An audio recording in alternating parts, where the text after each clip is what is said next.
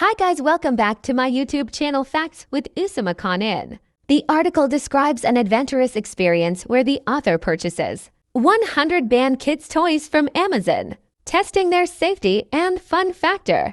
The author begins with an extreme slingshot sniper that breaks multiple windows, deeming it too dangerous for kids. Next, they play a challenging game of extreme dart soccer, which is approved for children. The author then showcases a heavy Thor's hammer, which causes significant destruction during a competition, leading to its approval for kids. An extreme Nerf gun is tested in a blindfolded challenge, resulting in approval as well. The author attempts to throw section cup axes in a circus stunt, which is deemed safe, while a high-powered pogo stick leads to a broken ankle, resulting in its ban. A SpaceX toy rocket is launched successfully, earning approval, while a heated food massager catches fire, leading to its ban. The world's fastest RC car is tested, impressively reaching high speeds and winning a race against a Lamborghini, thus receiving approval. Various stress balls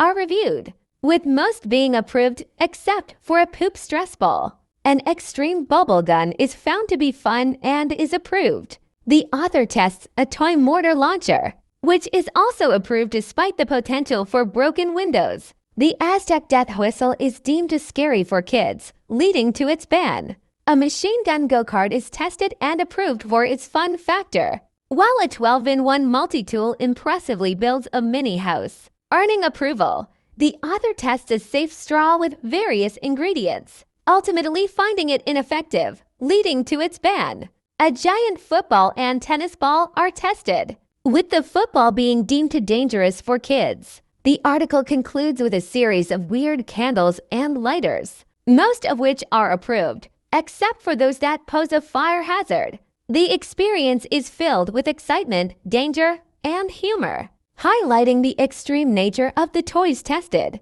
Thanks for watching my video. Don't forget to subscribe.